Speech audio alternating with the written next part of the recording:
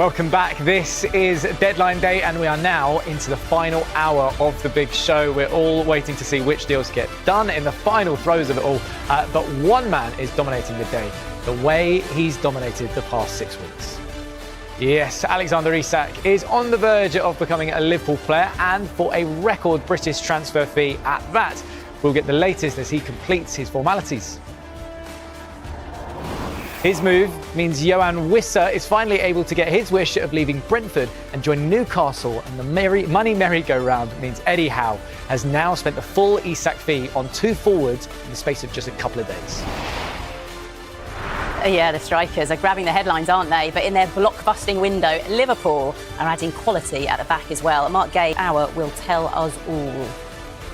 And Crystal Palace's hopes of replacing Guehi could hold the key to this saga. We'll look at their last-minute options as the club seeks to avoid leaving Oliver Glasner light on players.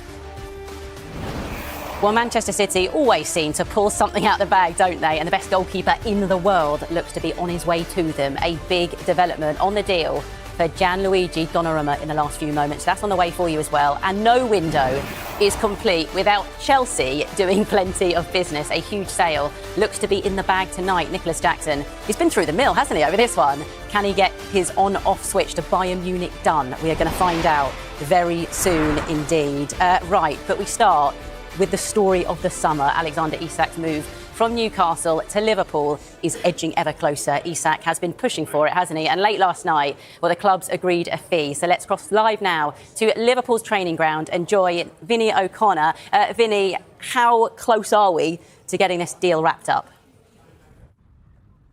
Emma, I don't think we're too far away. The reason I say that is because Liverpool have been really hospitable all day, but a while ago we were asked to stay out of the building, keep out of reception, stay in the car park. That's because Alexander Isak has been over this side of the building to do the photographs, to do the in-house media interviews, etc., all ahead of that announcement that confirms he is a British record signing for £125 million, signing, of course, from Newcastle United, putting pen to paper on a 6-year contract with Liverpool. So, as I say, we still await that official announcement now. Obviously, his arrival is another attacking option in, which has enabled Harvey Elliott to move out of the door, progress his career and seal that potential move to Aston Villa, of course. But the fact is that on this deadline day, Liverpool are set to splash out another £125 million.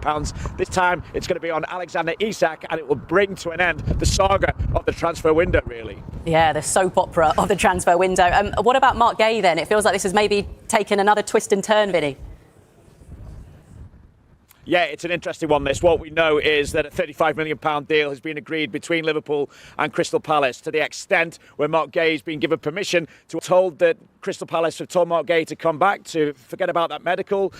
At the same time, there is the possibility that could still happen. But as far as we're concerned, there's been no notice from Crystal Palace that the deal is off. Certainly, we're not getting the impression from Liverpool that a deal is off at the moment. So as far as we're concerned, there's still the progression as regards Marc Guehi joining Liverpool, but we wait full confirmation on that. What I can tell you, though, is that Joe Gomez remains a Liverpool player. It's unlikely now that he's going to be leaving. There was that deal on the table, of course, from AC Milan, but I think there was an acceptance among all parties really concerned with that was not going to happen. They weren't going to get that deal done in time, so he's staying where he is. Of course, there had been interest from Crystal Palace, and as we know, they are looking for a centre-half, but for the moment, Joe Gomez remains here, and Liverpool will still be hopeful that they will get Marc Guehi over the line as well, which would take their total spending in this transfer window to over £480 million, a net spend of over £250 million, and of course, on this transfer deadline day, it would mean that Liverpool are shelling out £160 million. Wowza. Vinny, thank you. Right, we are going to stay talking about Marc Guehi. Vinny saying there that Liverpool's still hopeful this is going to happen. Rob, we're feeling that there might be a knock-on effect now with Crystal Palace, with West Ham coming in as well. Talk us through all the kind of moving parts Emma, here. it's a really complex situation. But it's a fascinating situation. It's a really difficult one for Crystal Palace. I'm told categorically from 2 separate sources that Crystal Palace will still allow Marc Guehi to leave for Liverpool despite the collapse of this deal to sign Igor Julio. Now, there's some conjecture about that. Other people are reporting different things. I can only tell you what I'm being told.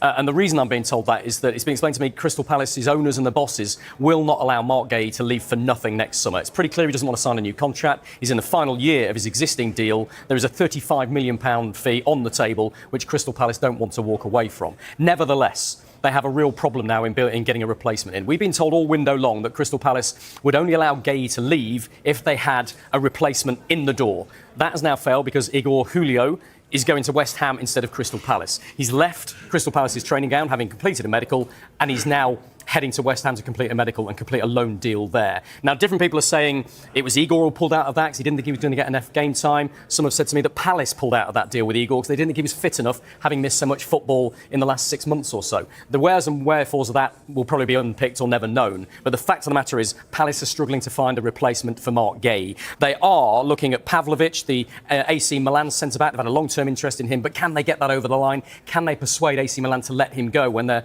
hunting a centre-back of their own? All of these questions to come and to be resolved with 52 minutes left. It's extraordinary that Palace are in this situation. Yeah. It may have a huge impact on Oliver Glasner and his relationship with the club, because we know he is quite angry. He's spoken out against the club yesterday, saying that he hasn't got the resources and he thinks he's not being backed in the transfer market. If Marc Guehi leaves and they don't get a replacement in the centre-back, he will be furious. Yeah. And that will be a difficult situation for Palace to manage. But an awful lot can happen in those 52 minutes. Crystal Palace fans hope to God that it does happen. It doesn't seem like long, does it? 52 it's not, minutes. But I think that you have to bear in mind that clubs do a lot of work in the background on players and they don't necessarily follow deals through. They're not trying to do somebody they never spoke to or they've never approached in the next 51 minutes and 49 seconds. Yeah. It will be players they know of that they've talked about that are potentially available that they're trying to get over the line. But can they get it over the line? That's the key question. Yeah, busy 51 minutes for Crystal Palace and for you as well. Rob, thank you.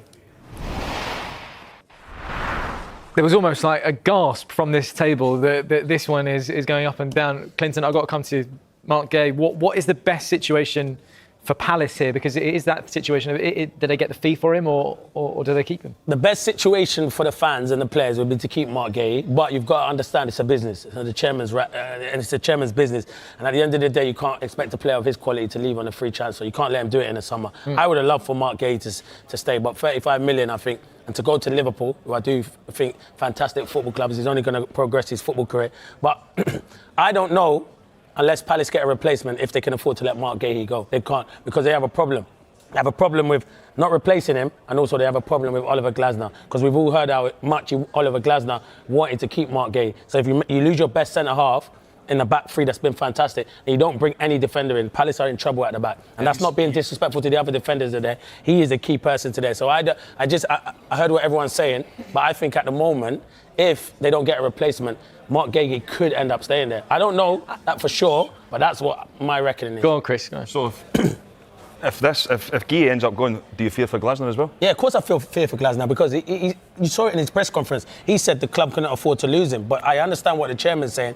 At the end of the day, it's a business. I can't afford to let him go on a free. They need to bring in not one, two centre-backs to replace Marc Guehi. And even then, I don't think you can replace Marc Guehi. But at the same time, you've got to look at it like the club are looking after themselves by saying they can't go on a free. Marc Guehi probably wants to go to Liverpool, one of the best clubs out there, so they shouldn't try and stop his deal. But this is what happens on transfer deadline. Exactly. This is why we love it. Well, that was one of the main things that we wanted to hear from Glasner about, and we've actually got his take on Guehi here.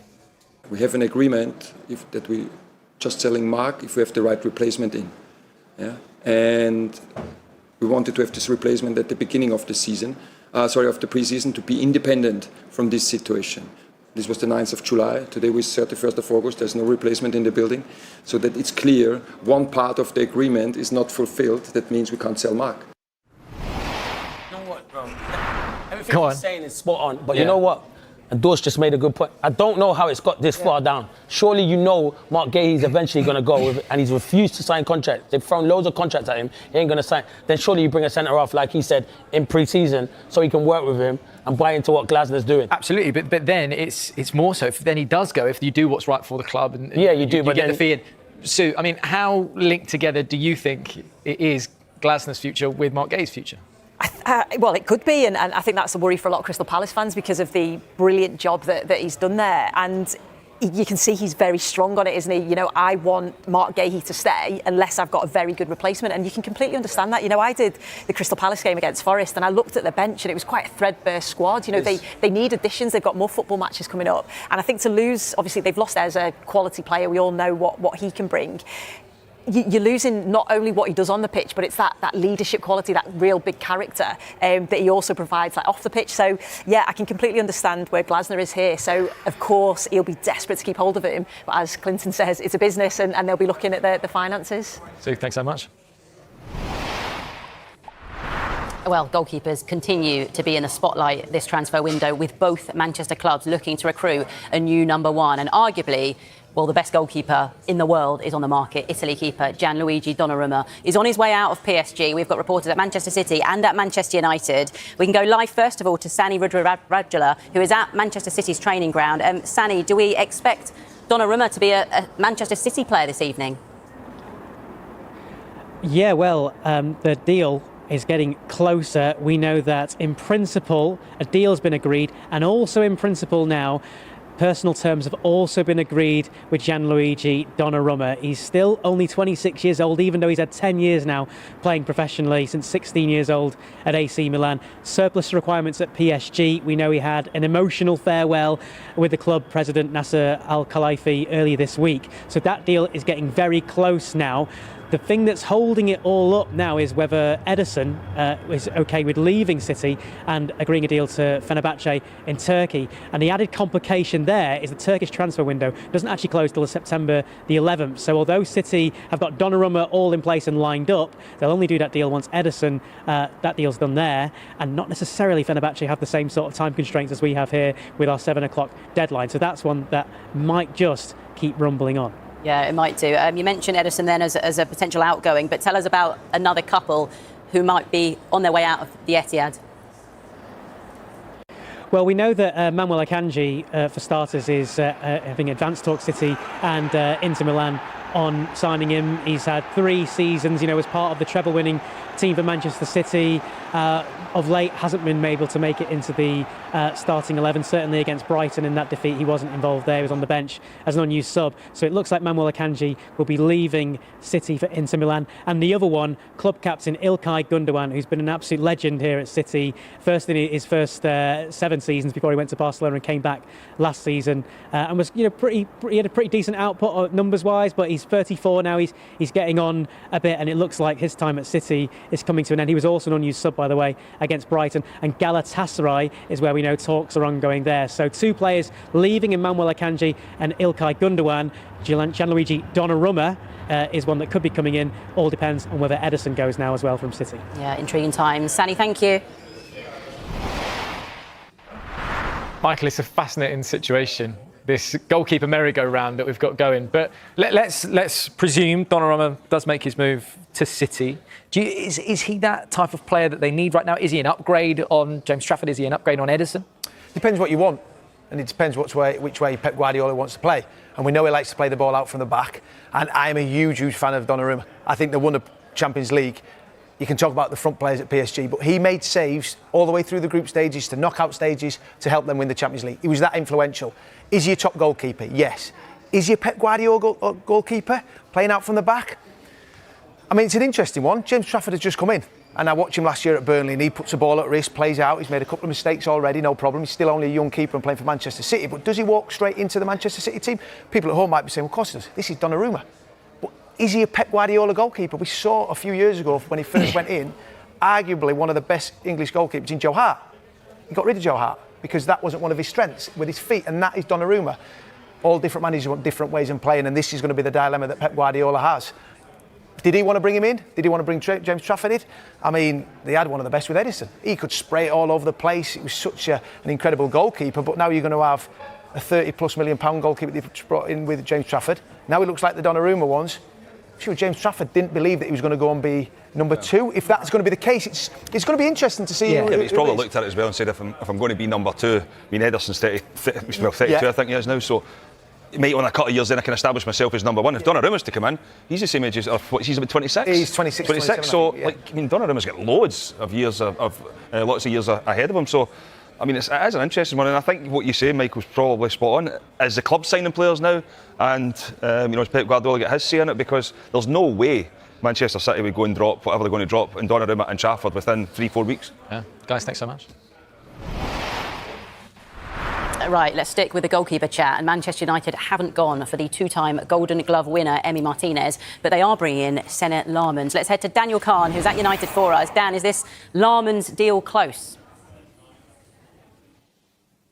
Yeah, absolutely it is, Emma. I mean, he's been here in Manchester all afternoon undergoing his medical before he puts pen to paper to a 5-year contract. We brought you the news a bit earlier today that Manchester United had agreed a deal with Royal Antwerp, just over £18 million for Senna Lammens, the Belgian international. And you have to say, I mean, the initial approach United made just over a week and a half ago, they really followed up that interest to really execute that interest in particular, because we've been told throughout, really, that Manchester United have been exploring their options in that position. And you mentioned one of them there in Emiliano Martinez, but they decided to go for the young Lammens. I mean, I just heard Chris Boyd there talk about Donnarumma and the many years he has left to play. Well, I think that goes for Lammens at just 23 years old. He's just had one really full season being a first choice number one in the Belgian league. And clearly Manchester United feel he is the right person to really contend with the goalkeeping department of Andre Onana and Altay Bayindir. Not expecting this to go down to the wire. I think United will hopefully get this done well before the deadline, just waiting for that official confirmation, and we'll keep you posted on that. But in terms of Onana and Bayindir's future, no goalkeeper is expected to leave the club today, Emma. But what will be interesting is in the next week or so, we understand that if there is an offer for the likes of Onana or Bayindir, Manchester United will consider it, and you'd expect that they will consider their positions as well. When you think Onana came into this season as the number one, he's been dropped to the last 2 games with Bayindir coming in goal, but both goalkeepers have really failed to convince so far this season. But I think it's been an impactful deadline day, is probably the right word to use for Manchester United, because going into it there were a lot of question marks over the departures they were trying to sort out. The likes of Anthony, he's on his way back to Real Betis on a permanent deal. Jadon Sancho, what was going to happen with him? Well, a deal was agreed a bit earlier today to send him on loan back to Aston Villa, just like we saw Marcus Rashford last season, with them covering 80% of his wages. And we're still waiting for official confirmation on the likes of Rasmus Højlund. And we saw earlier in the window Alejandro Garnacho and Marcus Rashford sorted with their respective deals as well. So for all of these conversations around the players not involved in Ruben Amorim's plans going forward, the question marks were, could the club sort out their futures? And other than Tyrell Malacia, it looks like they have done so, which I think in the boardrooms they'll be pretty happy. They've either got some good wages off the wage bill or some respectable fees back into the club. So look, Lammens looks like he will be coming into the club. I've not heard any reason to doubt that. Just waiting official confirmation. As a 23-year-old, it will be expected to compete for that number one jersey going into the season after the international break. Dan, impactful is the word. Thank you. Plenty of deals to tell you about in the EFL, and still some to do with less than 40 minutes on the clock now. Swansea are trying to sign the Burnley midfielder Manuel Benson after his move to Celtic fell through. Celtic had agreed a loan deal for the Angola international and he was due to travel to Glasgow. However, there was a knock-on effect here. After Birmingham City's £3 million deal for Hyunjin Yang collapsed, Celtic then pulled the plug on the Benson move. Swansea now in a race against time to secure the 28-year-old with less than 40 minutes on the clock, as I mentioned. Birmingham, though, still hopeful of signing Patrick Roberts today. There could be 3 deadline day signings at Portsmouth. They brought in Joseph Bursic from Club Brugge. He's a goalkeeper and has agreed a 2-year deal. Striker Mackenzie Kirk has moved from St Johnstone for an undisclosed fee. And the one that Portsmouth fans are very excited about today, they're closing in on re-signing Connor Chaplin on a season-long loan from Ipswich.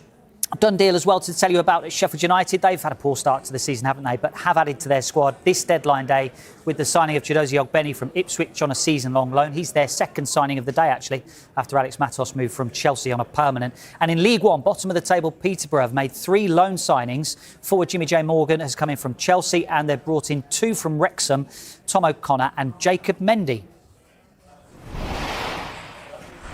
Thanks, Dave. Right, next, we're going to find out whether Nicolas Jackson is close to joining at Bayern Munich. Just a day after, of course, it looked like he was off.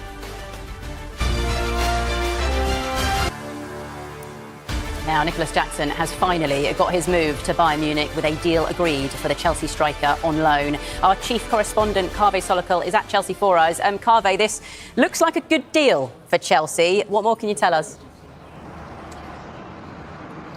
Yes, it is. Life's really not fair, is it? Nicolas Jackson is in Munich signing a multi-million-pound contract with Bayern Munich.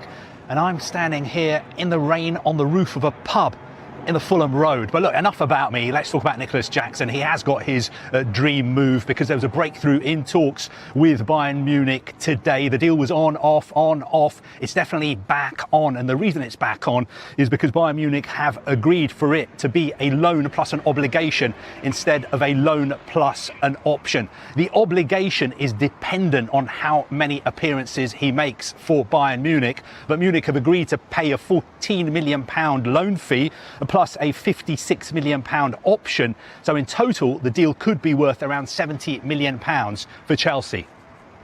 It looks like, though, Carve, time is running out for another player. What on earth is happening with Raheem Sterling? Well, look, this is what I can tell you. It looks like Raheem Sterling is staying at Chelsea unless something really dramatic and unexpected happens in the next 32 minutes. Time's almost run out for Chelsea to present Sterling with an opportunity which would lead to him moving today. He's got 2 years left on his contract, and bearing in mind his family is settled in London, I think his preference would have been to not to move too far away from his base. I don't know what's been put in front of Raheem Sterling, but I think it's fair to assume that he'll still be a Chelsea player tomorrow morning. He's still ambitious, and that's underlined by the fact that in the past he's passed on opportunities to play in Saudi Arabia and the United States. Carve, thank you. So go on then. Chris, let's talk Nicolas Jackson. I mean, the moment he must have got off that plane in Munich and then they say, no, you've got to come back to Chelsea. Yeah. How must he be feeling right now? It's football. I mean, it can happen. Obviously the injury to Liam Delap at the weekend is cause for Chelsea to try and bring him back. But, they've done it now. Yeah, that's what I'm saying. But you're obviously trying to think. But the deal's obviously done now. But when you look at you're there, you've done your medical, and you just want to get it signed, don't you? I mean, Bayern Munich, huge football club. Obviously, you didn't see if there was going to be any future for him at Chelsea. I'm actually surprised in a way though, because I know he might not be everyone's cup of tea, but Jackson can finish.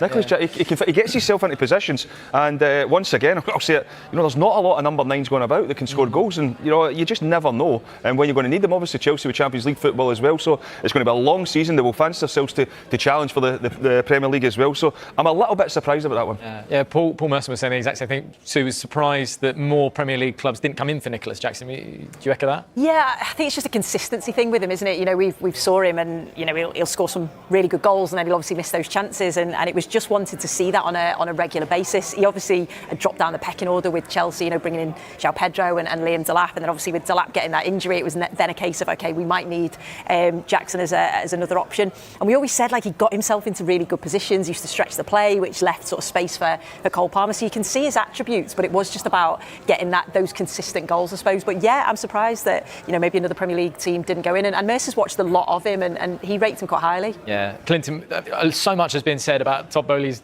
Chelsea since he's come in.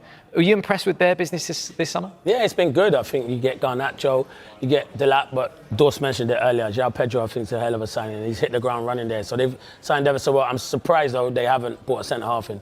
I know they brought in a player who could play centre-half, but he's a third centre-half. But got the injury to Colwell as well, yeah. Yeah, injury to Colwell. And that is why I don't see them as title contenders. I see them as finishing in the top 4, but I don't think they win the Premier League. Only because I think they're short on centre-half. I think the injury to Levi Colwell has kind of killed them, basically. Yeah, it has killed them, because if they had kept it, if he had stayed fit, I would have given Chelsea a great opportunity, because the business they've done and their recruitment's been outstanding. They still have a fantastic squad. I mean, looking at that front line as well, Michael, you're saying João Pedro is one of your favourite transfers of the summer. Do you put Chelsea as a title contender? No, I think it'd be Liverpool or Arsenal. I watched them at the weekend, Chelsea against Fulham. For the first half, Fulham dominated, and that's not just one game. This could be a long season. You lose big players. The lap's a big miss for them, the way they play. Stretching in behind. Cole Palmer, so instrumental in everything that good comes out of Chelsea. And I just wondered where the Jackson. I know when you bring 2 players in, you bring Liam Delap in, and you bring João Pedro in. How does that make you feel when you've led that number 9 all last season, and then all of a sudden you get told you can go? You're thinking, I ain't coming back. No chance. I'm signing for Bayern Munich. However, is he going to play at Bayern Munich? That's going to be the question now. You've got Harry Kane. He's going to be playing second fiddle to Harry Kane. if you ask me. So it's a little bit strange that they let that happen now. But I mean, you make a decision before one player gets injured. But Chelsea have got a big enough squad. I mean, they've got a squad longer than my arm. It's big. That's a long arm. It is today because I've got a tight top on. But it's just, I mean, they're always prepared defensively. Even though we talked about there, it was Chalobah and Tosin at the weekend. Fofana's on the bench. Badia Shield, they lose Colville. I mean, someone else will come in. They just sign players after players and tend to be able to deal with these injuries. Yeah, they've got a pretty big squad. Guys, thanks so much. Yeah, huge squad, and Dawson's got huge arms as well, by the sounds of things. Right, let's bring you some breaking news now from the northeast. And Sunderland have agreed a deal with Ajax for Bertrand Traoré. We understand they will pay £2.5 million for the winger. It is now, with the clock very much ticking down, less than half an hour to go, a race against time to get that deal done. We also understand that Sunderland are also signing striker Brian Brobby from Ajax today as well. Right, well, sticking on the theme of strikers, next, a forward who helped Paris Saint-Germain win the Champions League could be on his way to Tottenham Hotspur.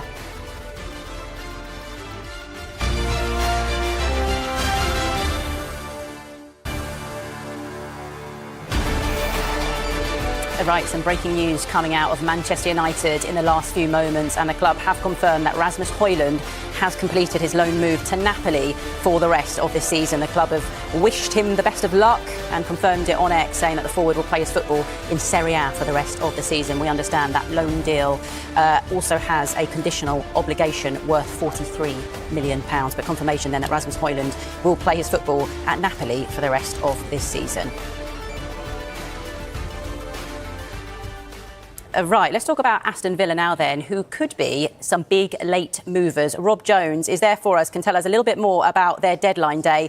Rob, tell us where they're making these late additions.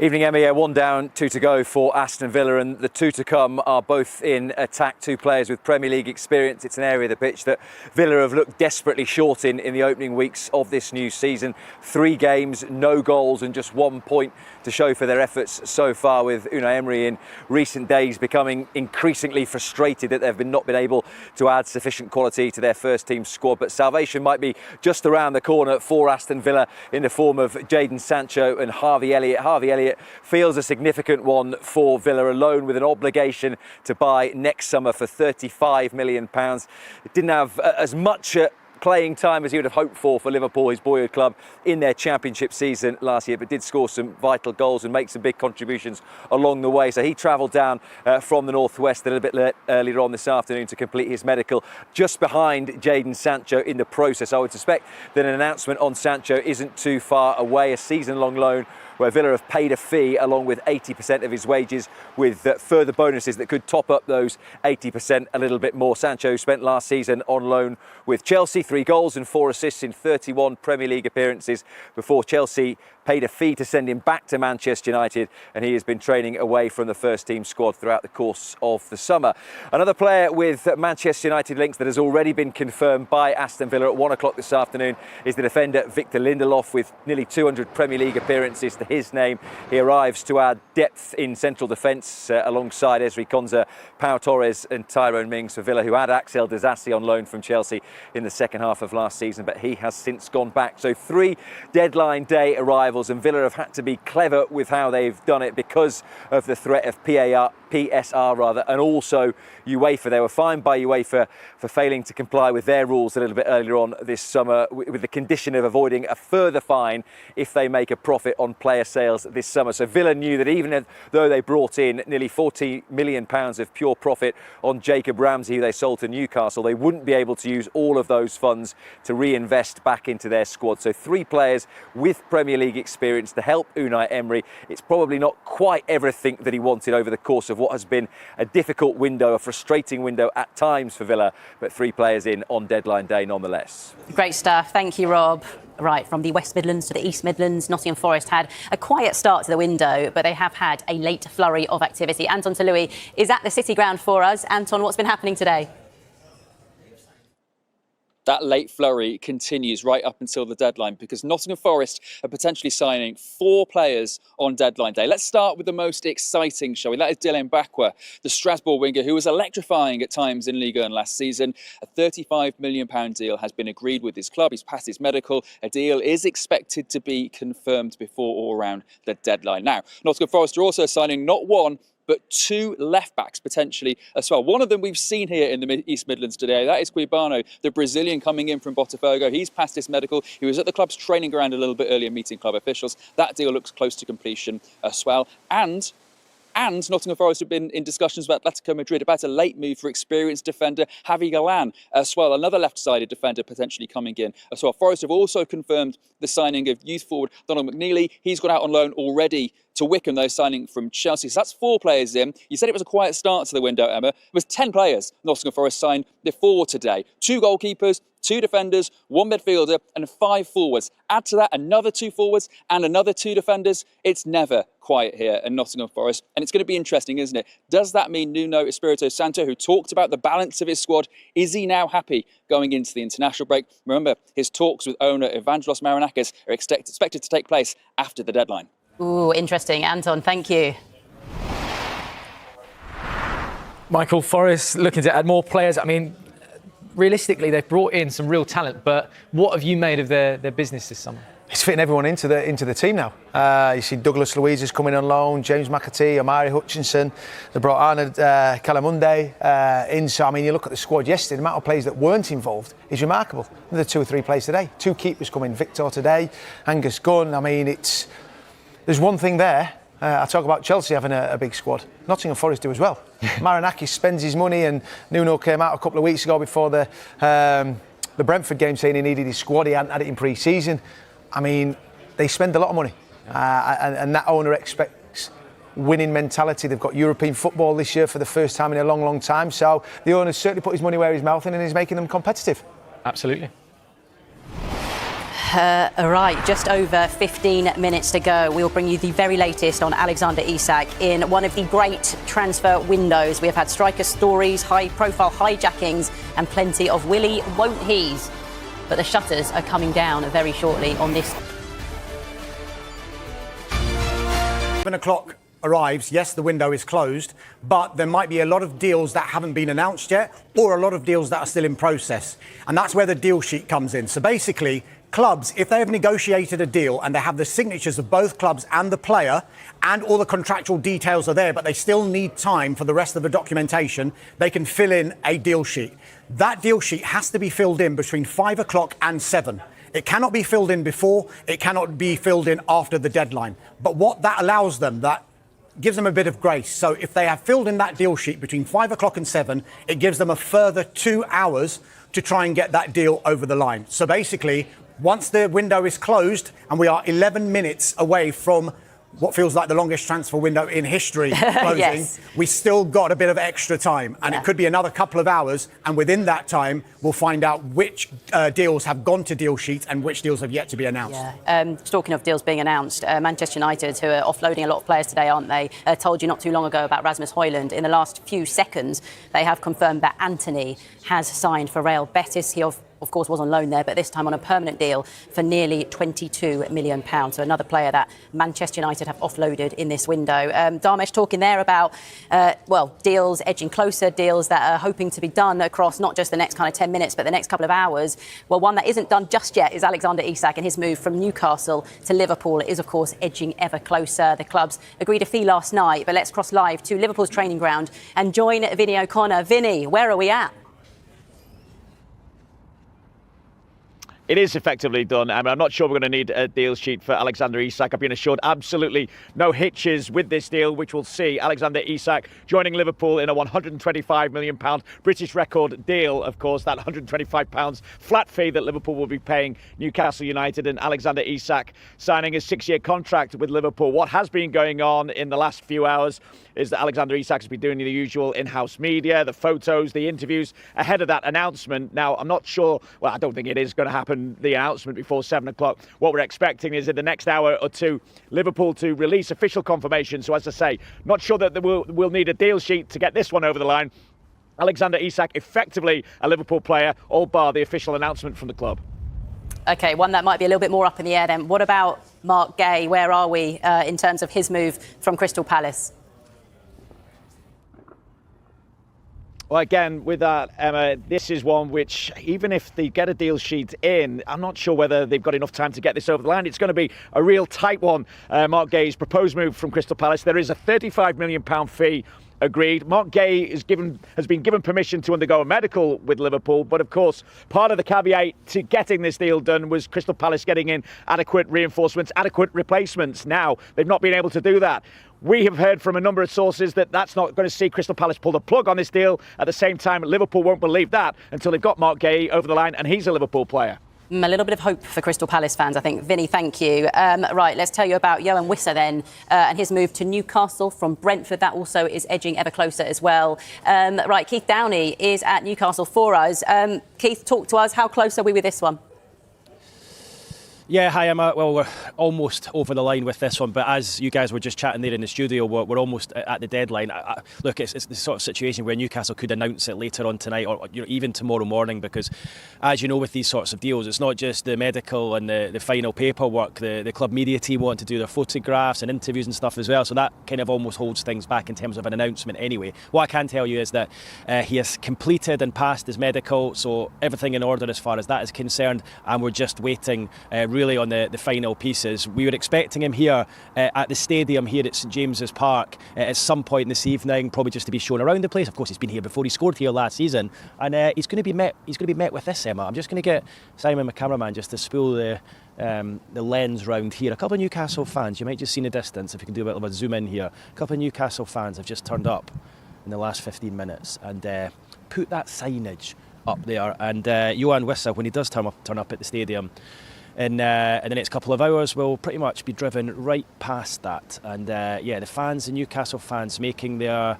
feelings clear towards Alexander Isak. Some of that has spilled out already, I have to say, in the last couple of weeks when he turns up to training. And I've witnessed it with my own eyes, but I think probably they were maybe holding some of it back as well, due to the fact that his move to Liverpool hadn't gone through yet. Liverpool hadn't agreed a fee. Well, of course, that happened late last night, didn't it? And as I say, a couple of Newcastle fans turning up there, putting up that banner and making their feelings clear on Alexander Isak's decision to move to Liverpool, and I guess his conduct throughout that whole protracted transfer window, which has been it's gone on for weeks now, hasn't it? And he's finally got his wish and left Newcastle for Liverpool. Yeah, fans are making their feelings known. Keith, thank you. Well, Tottenham Hotspur fans have had some frustrations in this window, haven't they? Missing out on Morgan Gibbs-White and Iberia Eze, of course. But they have been busy on deadline day. Michael Bridge is at the training ground for us. Michael, are Spurs about to sign another forward? Looks like it, Emma. Yeah, Randall Kolo Moani from PSG. A straight loan, no option or obligation, as we understand. So it'll be a straight loan until the end of the season. He's very highly regarded here. He was talked about last January. He ended up on a loan spell at Juventus and did ever so well. So he gives options for Thomas Frank as a striker and as a forward on the left, on the right. Dominic Solanke, potential ankle injury. We don't know how long he'll be out for. He has just posted an Instagram story of him in the Spurs gym working hard. So hopefully that's a good sign that he won't be out for too long. But either way, Emma, you know, when European football kicks in for all these clubs, you know, when Spurs' Champions League campaign starts, we're talking about Saturday, Tuesday, Sunday, Wednesday. So you're going to need bodies in. But this is the key here. Thomas Frank doesn't want anyone. He wants good players to enhance his 11. And we saw that signing on Friday, Xavi Simons. He's certainly going to enhance that 11 and real give Spurs that little extra bit, which they're probably missing against Bournemouth on Saturday in that narrow defeat. But yeah, that probably should be the only incoming of the day so far. Brian Hill and Manos Solomon might be on their way out. So still little bits to do here at Tottenham Hotspur. And Michael, you talk about Thomas Frank wanting these real sort of quality players in. Do you feel he'll be happy with the transfer window as a whole? I don't think Thomas Frank has ever been unhappy, Emma, to be honest with you. He's always got such a great smile on his face, hasn't he? And look, I think what Thomas Frank he's been saying in all the press conferences, he knows he's just at the very start here. You know, he's had a good start. They were unlucky against PSG. They were so close to winning that Super Cup. Then a comfortable win against Burnley and that excellent performance at Manchester City. Now, in terms of the signings as well, compared to last season, the players he has brought in, Mo Kudus, Xiao Polinia, Xavi Simons and Moani potentially coming in today. These are all players that will just sort of come straight into that starting 11. That's probably the difference between this season and last. So it's certainly going to improve players. The Spurs fans want more. Of course, everyone always wants more. It's deadline day, but Spurs should be bringing someone in today. Michael, thank you so much. Appreciate it. Right, I think we can actually, there's so much going on at Crystal Palace today. Of course, all the news about Marc Guehi. Is he going to join Liverpool or not? Let's just quickly go there before we, of course, count down to the deadline at 7 o'clock. James, what is the latest around the Crystal Palace captain? Well, Emma, it's still unclear at this moment in time what is going on with Marc Guehi. Club sources insist that the deal is still ahead. But, of course, we know Crystal Palace haven't lined up replacements yet. That may change in the next few minutes. We know they've been working on a deal to sign JD Cambot from Toulouse, a young centre-back, not Premier League ready, but definitely one for the future. But have they been able to find a suitable replacement to come in and appease Oliver Glasner? We're not sure at this moment in time if they've been able to do that. At the same time, we know this is the last day where Crystal Palace can get a sizable fee for Marc Guehi, because it feels unlikely he's going to sign a new contract at the football club. So plenty still up in the air with just seconds left of this transfer deadline. It's been a fascinating window. What is going on at Crystal Palace? Hopefully we'll provide some answers in the next few minutes. Yeah, busy indeed. James, thank you so much. Right, not long to go. Have a little look at that. Just the 3 minutes as clubs scramble to strengthen before the shutters come down at 7 o'clock this evening on what has been one of the great transfer windows. It's been chaotic, hasn't it? It's been carnage, to be fair, but it's certainly been a window to remember. So no doubt there will be one last dash with the transfer trolley for some of these clubs. A little reminder for you as well of some of the breaking news coming out of Manchester United. In the last sort of half an hour, a couple of big name departures. One of those, Rasmus Højlund, who has joined Napoli on a season-long loan. That with a conditional obligation to buy. That kicks in, by the way, if Napoli qualify for the Champions League. And Anthony as well, who has joined Real Betis on a permanent deal. Right, well, this record transfer window may be closing a few hours earlier than usual, but there has been no less drama as teams in the Premier League and Europe scrambled to complete their squads. So what's completed and what's still to happen in the final seconds of the window? Quite a bit. Alexander Isak is on the cusp of his dream move, a record British transfer to Liverpool, a saga involving training alone amid claims of broken promises.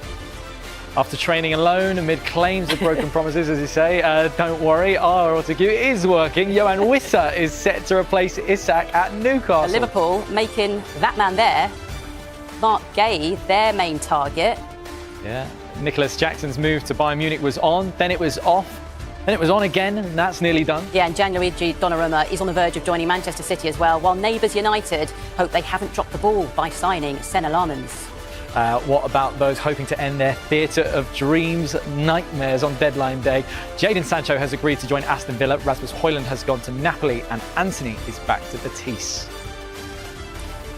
Well, winless Aston Villa need a victory, don't they? Well, they've got a victor. Does that work? Victor Lindelof joins the club.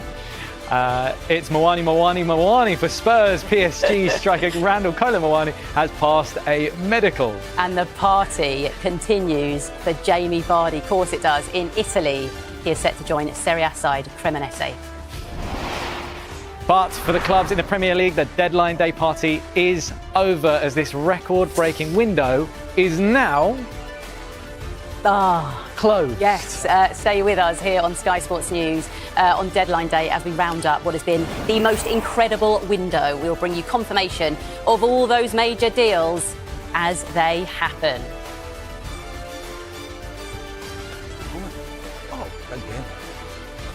So,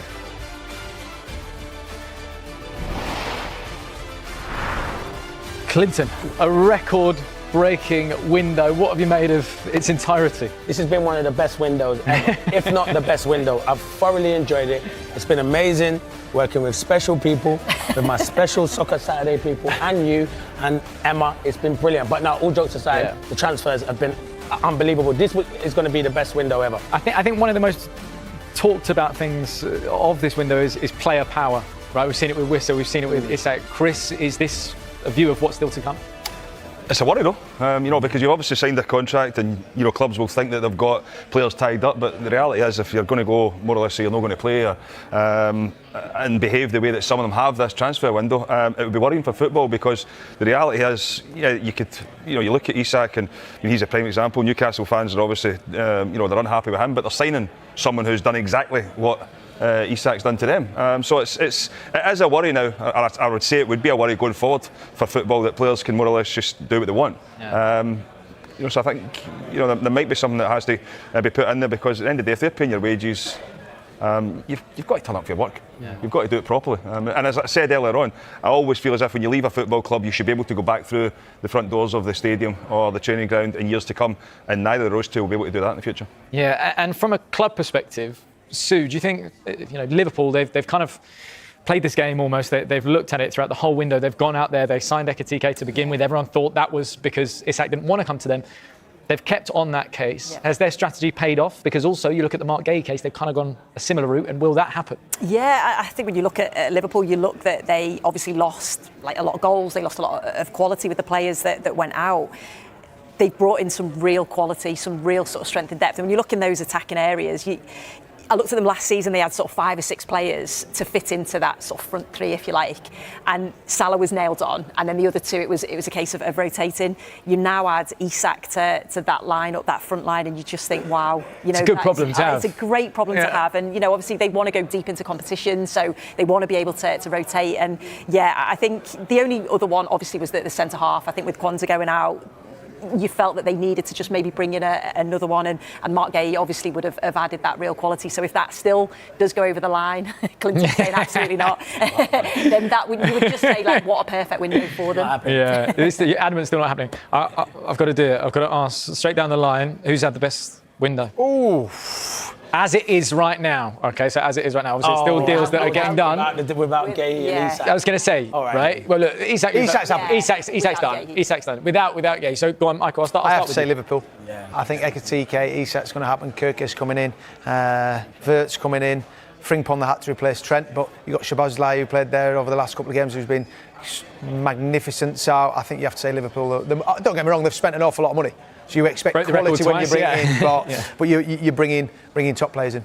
Okay, see what about yourself? I think Arsenal have had a very good window. I also think Newcastle, when you look, yes, they've lost Isak, but I think who they've brought in. But I'd probably still have to go Liverpool. Okay, Chris? I'm saying Arsenal. There was positions last year that they were weak in and they had to strengthen. They've done that, and they'll fancy their chances this year. You would want them to win. Why not? Yeah. Do you think it's enough what they brought in to win the league? Well, I think they've been close the last couple of seasons. Stating the obvious, everybody said if they had a striker a few seasons over those 2 or 3 seasons that they've been runners up, that they would have been league champions. So you look at it, and I think that sign of Gyökeres, if they can create the chances that the opportunities that he needs, he can finish. There's no doubt about it. I mean, it's not as if because you hear a lot of people who say that the Premier League and the goals are still the same size. Yeah. If he's in a team that's going to create opportunities, they don't move the goals, and if you create those chances for him, he'll take them.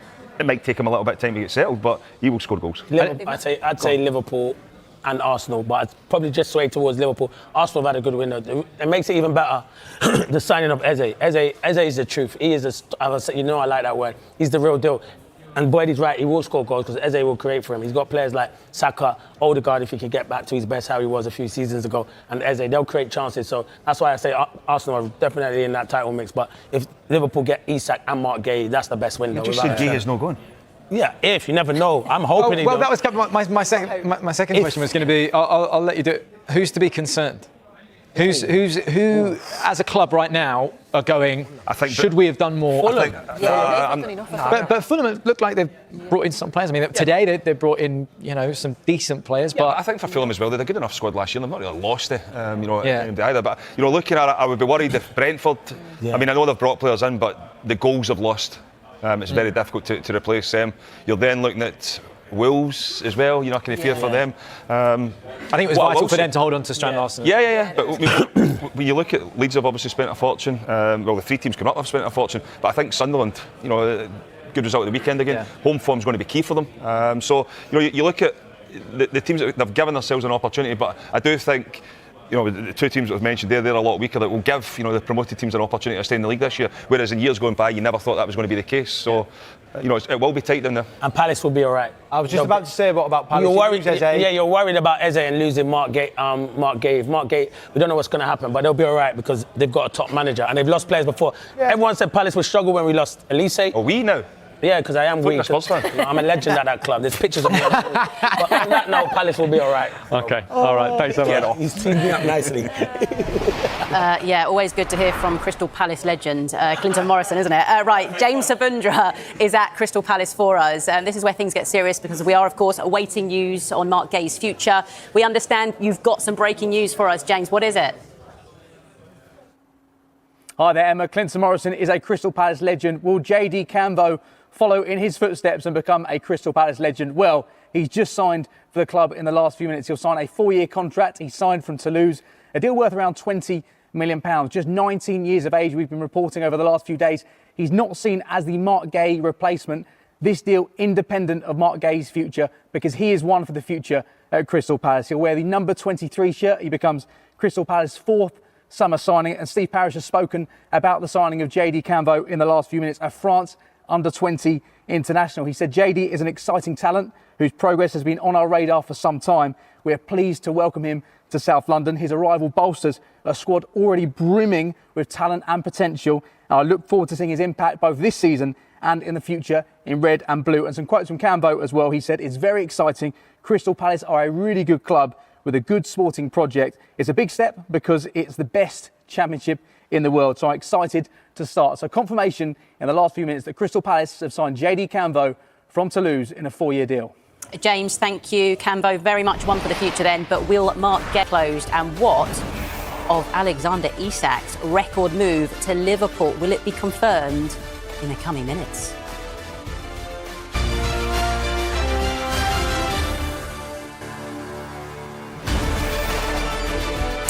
Welcome back. Right, some breaking news to bring you 13 minutes after the window has slammed shut, and a deal sheet has been submitted for Yoane Wissa's transfer to Newcastle. This, of course, a deal worth £55 million. It has been agreed between Newcastle and Brentford for the striker. We know Wissa has been in Newcastle having his medical.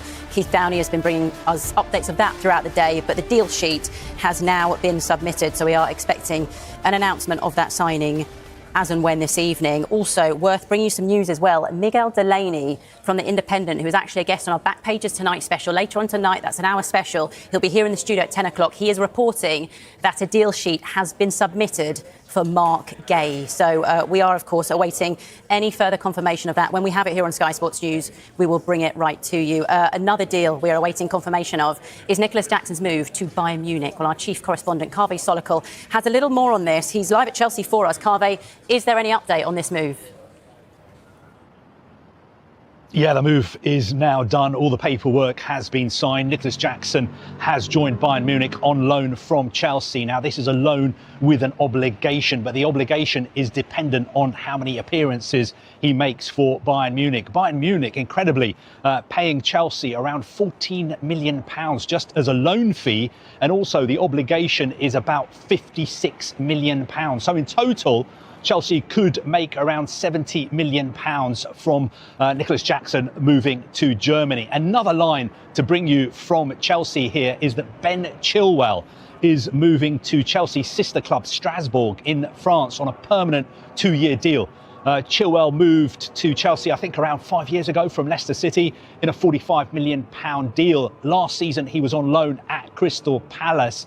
I think Chelsea have been trying to find him a new club, and this is a great opportunity for him because Strasbourg are doing really well in France. They are managed by Liam Rosenior, and I think he's going there, and he's expected to be one of the leaders in the Strasbourg team. Kaveh, thank you. Right, well, Manchester United have made big changes this summer. Let's head there now and join our reporter, Daniel Kahn. Dan, United, it feels like, have been busy right up until the deadline and maybe beyond as well. Fill us in. What's been happening? Yeah, I mean, Emma, you're absolutely right, actually. You know, they got so many of their big name transfers done earlier on this window with the likes of Benjamin Šeško, Brian Mbeumo and Matthias Cunha, but they are very close to confirming that deadline day signing in terms of St. Lammens. We reported earlier today a fee agreed with the Royal Antwerp for just over £18 million for the 23-year-old Belgian. He's been at the training ground throughout the afternoon undergoing his medical before he puts pen to paper to a 5-year contract, as we understand it. United looked and analysed many options in the goalkeeping position, especially when you look at the last few weeks of the season, where there's been questionable perhaps performances by Andre Onana and Altay Bayindir, for example, in the Grimsby game, even debatably in the Burnley game as well. But it looks like they've acted. Ruben Amorim has acted as well to bring Lammens in. Still waiting official confirmation. But what I can tell you is we have had official confirmation of 2 other deals to do with Manchester United in the last half an hour. And those are 2 departures that were really important for United to do. One came in Anthony, who signed 3 years ago to the day, Emma, for well over £80 million. His return to Real Betis has been confirmed for just over £21 million. United do have, though, a 50% net sell-on clause in that deal. So he is off to Spain. Rasmus Højlund, who signed a few summers ago from Atalanta for well over £70 million, £72 million actually, he has had his move to Napoli confirmed. That is a loan with a conditional obligation to buy if Napoli reach the Champions League. That fee is around £38 million. And he joins his former teammate in Scott McTominay. Kevin De Bruyne is now there as well. And this day, although it looks like Lammens could be their big signing in terms of incoming, I think the departures have been just important today. Jadon Sancho still close to confirming that loan to Aston Villa. As I mentioned, Anthony Højlund, Garnacho in the last week as well, all out of the club, all off the wage bill, and all, more importantly, not part of Ruben Amorim's plans going forward. And United have found solutions for those players, which maybe will be just important as bringing in Lammens. We await official confirmation, but we'll bring that to you as soon as we get it. Thank you very much, Dan. So United have spent over £200 million this summer, but they've also got some big names off their books, including Marcus Rashford and Alejandro Garnacho. I mean, look, we've got Sancho, Anthony, Rashford, Garnacho, Højlund and Malacia still waiting to see what happens with him. Chris, you were making a point mainly on Anthony, who's a sale there of 21.7 million. We heard 3 years ago going for 80 million to Man United.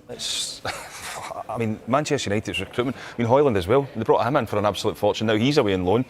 Sancho was brought in as well. I mean, the money Manchester United, you speak about their goalkeeping problems, the recruitment at that club for the last number of years is incredibly bad. You look and you think, it's Manchester United. I mean, even like Rashford's wages, I mean, he signs what he's offered. So the amount of money the club has wasted now for a long period of time, somebody does really need to get a grip of it from top to bottom. So what have you made of it? Because it does seem like Manchester United, they make these massive deals, the players come in and then it all gets a little bit ugly. They're all training in a separate location to the others, their changing rooms are different. Where do they go after this? Have they got to change their strategy? Yeah, 100%. Like, the recruitment hasn't been good enough. And we were talking about it on the show on Saturday, and we were saying the manager's changing as well. So I think, the style's changing. So then you're bringing in different players to fit with that style. So at some point, they've got to be patient. They've got to stick with the manager. They've then got to build with that manager and bring the right players in that are going to, sort of play that style. So, yeah, when, I looked at the start of the transfer window and you thought, OK, they've brought in some good attacking players. They're players that they needed because, they didn't score enough goals, they didn't create enough chances last season. But then you also looked at the midfield area and you thought, well, to play the way that Amorim wants to play, they need probably more legs and more athleticism in there. Then you looked at the goalkeeper situation, which I know that they're addressing with Lammens, whether he's the right goalkeeper or not, I'm not too sure. But yeah, when you look at that and you look at the amount of money that they've spent and then what they're going for, the recruitment certainly hasn't been good enough. Do you think, Michael, they've got rid of the right players? Yeah, and what I mean by that, you're looking at, Garnacho you can claim as an academy project, but it's still a great player on his day. Looking at this team, do you think they've made the right decisions? Well, you can go along from there, Sancho, Aston Villa. Anthony, you're losing just under £60 million in 3 years. Remarkable. Marcus Rashford gone on loan. Garnacho, Højlund field from Malacia. Garnacho, you could talk about professionalism, body language. And we buoyed it. It's just remarkable. A football club of Manchester United can waste money like they do and not get it right. You make the odd mistake, but it just seems to be constant with Manchester United. And you look at the money they spend now. They've gone with Cunningham and Bumo, who big fans of. But it wasn't too long ago we were saying I'm a big fan of Sancho, like Rashford, like Garnacho, and then they're all out the door. So there's something not quite right. A mentality, a mindset of going, it's a heavy shirt to play in. But I'm going to knuckle down, I'm going to be good. Mainu, what happens with Mainu? He was wanting a loan move. It wasn't long ago, there was a picture with 3 of them, Højlund, Mainu and Garnacho, sat there all happy. The future of Manchester United. how it's all gone wrong. And there just seems to be a knock-on effect year after year. And you see we touched about on changing the manager. They have to get something right. They have to stick with it, and they've got to have a plan. Yeah. And it just don't seem to have it at the moment in time because they just waste so much money. You look at even Scott McTominay, who has went to Napoli. He's been a victim of the poor recruitment, and they've moved him on, obviously to free up money. But he played under every manager. You know, he's a good, talented player. He's went and showed that in Naples. And you look at them now, they keep signing in players. I mean, it's just a graveyard. It's interesting to see that they are getting rid of, and that was, I think, the fan perspective on the Kobbie Mainoo thing was almost like it would be the last straw if it had gone. But it is like they're looking at the net profit of, okay, we can get Garnacho out. He's an academy, talent that we've had. We're going to make pure profit back on that. Same as Scott McTominay. So, but when you see who has left and then you've got who's come in, Dorsey was touching on it, Mbeumo, Cunha, you've got Šeško up top now. Are Man United stronger now than where they were at the start of the window? Yeah, I think they are. They're stronger. They are stronger. I think Mbeumo and Cunha makes Man United strong. The jury's out on Šeško. This jury's still out on him. But he hasn't played enough games at the moment. Why would you why have you spent 70 million on him and you keep him on the bench? Why not put him integrate? And they played, no disrespect, they played Burnley at home on the weekend. Why are you not starting your centre forward to try and get him confidence? He was claiming that he was suffering from cramp on. Then Cunha gets injured and then you don't bring him on. Yeah. You still don't bring him on. And as the number 9, I understand suffering from cramp against Grimsby. Grimsby dominated them. That's why they said he took the last penalty. Nah, even if I've got cramp, I'm taking the first 5. If you pay 70 million, I've got to stand up and be counted for. But I'm not blaming Šeško, because if he should be the one who says to the manager, I want to prove myself. But I do think their window, they've got a strong window. I do think they look better, but Cunha's just picked up an injury, and Mbeumo has obviously got his goal again on the weekend, and Bruno scores the winning goal. But they are stronger, but they've got problems, and we've said that. Boydie's spot on. Their recruitment is nowhere near good enough. If you look at the list of players there, they're all talented. Why is it not working at that football club? There must be a reason why it's not working. Is it down to the individual, or is it down to someone at that football club who can't get the best out of them? The other thing is, you look at the players as well. I mean, Marcus Rashford is Barcelona. Sancho, he was at Chelsea last year. He's at Villa. Yeah. Like, it's not as if they're just going to clubs where it's Garnacho, Chelsea, Højlund, Napoli, champion. Do you know what I mean? Is this a victim of the change in manager though? Like you're looking at, Tyrell Malacia, for instance, right? Is an Erik ten Hag signing. He's now gone. As soon as he's gone, now Amorim doesn't want him. Michael, what would you say? Yeah, that happened. Erik ten Hag signed Anthony for a ridiculous amount of money. He wanted him. Also like Garnacho. And paid way over the price. You have to do it. Manager comes in going, I want that player out. And Šeško now might be the same as what Højlund is. I was one when Højlund went in going, give him time. It was a disaster for Manchester United. Could Šeško be another one? They have to get him. When you're paying that much money, I'll get him fit playing him. That is the question. Because if you're a manager and you're under pressure and you sign somebody for the amount of money that they've signed Šeško for, the first thing you're doing is putting them in your team. Exactly. You're not looking to create problems with not playing them. Then people are going to question, you've spent another fortune on a striker, you're not playing them. They need to get them in the team. So if that's who's signing them? Yeah. I think, Sue, a lot has been said obviously about Šeško here, but you still look at it in terms of Mbeumo, Cunha, 2 Premier League proven players that could take Man United to that next level. Is it also about working out? The top half? Yeah, well seeing those 2 players who are Premier League proven, know what they want in front of them. The manager's clearly favouring Mason Mount at the minute. Is that what he's just trying to work out? I've got these 2 boys that these 2 have to start each time. Who are they best with? Yeah, probably. And I think we were all looking and we were saying, well, how come Šeško's not started in that game at the weekend?